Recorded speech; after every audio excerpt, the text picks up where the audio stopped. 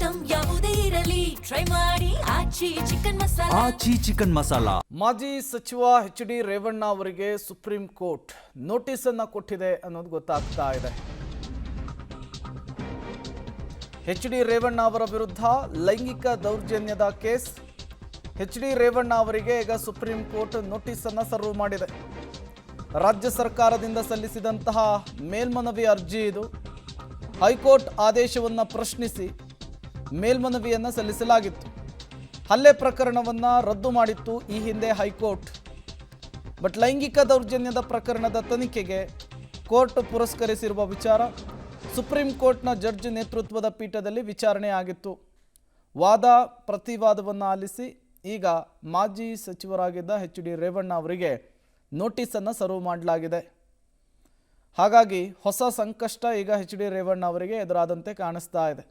ಹೈಕೋರ್ಟ್ನ ಆದೇಶವನ್ನು ಪ್ರಶ್ನಿಸಿ ರಾಜ್ಯ ಸರ್ಕಾರ ಸುಪ್ರೀಂ ಕೋರ್ಟ್ನ ಮೊರೆ ಹೋಗಿತ್ತು. ಡೀಟೇಲ್ಸನ್ನು ಕೊಡೋದಕ್ಕೆ ಶಬೀರ್ ಸಂಪರ್ಕದಲ್ಲಿ ಜಾಯಿನ್ ಆಗಿದ್ದಾರೆ. ಶಬೀರ್, ನೋಟಿಸ್ ಸರ್ವ್ ಆಗಿರುವಂತಹದ್ದು ಮಾಜಿ ಸಚಿವರಿಗೆ, ಈಗ ಹೊಸ ಸಂಕಷ್ಟ ಎದುರಾಯಿತು ಅಂತ ಹೇಳ್ಬೋದಾ ಈ ವಿಚಾರದಲ್ಲಿ? ಖಂಡಿತವಾಗ್ಲು ಸುಪ್ರೀಂ ಕೋರ್ಟ್ ಒಂದು ಹಂತದ ನಿರಾಳತೆಯನ್ನ ಎಚ್.ಡಿ. ರೇವಣ್ಣ ಅವರಿಗೆ ಕೊಟ್ಟಿತ್ತು. ಮುಖ್ಯವಾಗಿ IPC 354 ಮತ್ತೆ 54A ಅಡಿಯಲ್ಲಿ ಪ್ರಕರಣ ಏನ್ ಪೊಲೀಸರು ದಾಖಲಿಸಿದ್ರು ಅದ್ರ ಪೈಕಿ 354 IPC ಯನ್ನ ಕೈ ಬಿಡಲಾಗಿತ್ತು. 354A ಯನ್ನ ಮಾತ್ರ ಮುಂದುವರಿಸುವಂತ ಕೆಲಸವನ್ನ ಮಾಡಲಾಗಿತ್ತು.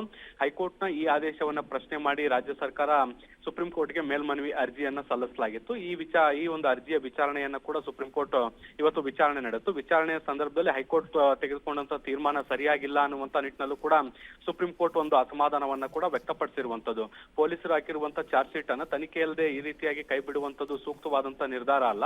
ಮತ್ತೆ ಈ ಹಿಂದೆ ಕೂಡ ಅವರ ಪುತ್ರನ ವಿರುದ್ಧ ಅತ್ಯಾಚಾರದಂತ ಗಂಭೀರ ಆರೋಪ ಇದೆ. ಮತ್ತೆ ಅದಕ್ಕೆ ಸಹಕಾರ ನೀಡಿದಂತಹ ಆರೋಪವು ಕೂಡ ಇವ್ರ ಮೇಲೆ ಕೇಳಿ ಬಂದಿರುವಂತದ್ದು. ಸೊ ಇಂಥ ಸನ್ನಿವೇಶಗಳಲ್ಲಿ ಈ ರೀತಿಯಾಗಿ ಆರೋಪಗಳನ್ನ ಕೈ ಬಿಡುವಂತದ್ದು ಸೂಕ್ತವಾದಂತ ನಿರ್ಧಾರ ಅಲ್ಲ. ಇದರಲ್ಲೊಂದು ಶಿಸ್ತು ಇರಬೇಕಿತ್ತು ಅನ್ನುವಂತ ನಿಟ್ಟಿನಲ್ಲಿ ಕಳವಳವನ್ನ ಕೂಡ ವ್ಯಕ್ತಪಡಿಸಿರುವಂತದ್ದು. ಸೊ ಈ ಪ್ರಕರಣಕ್ಕೆ ಸಂಬಂಧಪಟ್ಟಂತೆ ಉತ್ತರಿಸುವಂತೆ ಈಗ ಸದ್ಯಕ್ಕೆ ಎಚ್.ಡಿ. ರೇವಣ್ಣ ಅವರಿಗೆ ನೋಟಿಸ್ ಅನ್ನ ಕೊಡಲಾಗಿರುವಂತದ್ದು. ನೋಟಿಸಿನ ಬಳಿಕ ಬಹುಶಃ ಪ್ರಕರಣ ಮುಂದಿನ ವಿಚಾರಣೆ ಕೂಡ ನಿಗದಿಯಾಗುವಂತ ಸಾಧ್ಯತೆಗಳಿದಾವೆ. ಆದ್ರೆ ಸದ್ಯಕ್ಕಂತೂ ಎಚ್.ಡಿ. ರೇವಣ್ಣ ಅವರಿಗೆ ಒಂದು ರೀತಿಯಾದಂತಹ ಸಂಕಷ್ಟ ಶುರುವಾಗಿದೆ ಅಂತಾನು ಹೇಳ್ಬಹುದು. Prem. Okay, thank you Shabbir ತಮ್ಮೆಲ್ಲ ಮಾಹಿತಿಗಾಗಿ.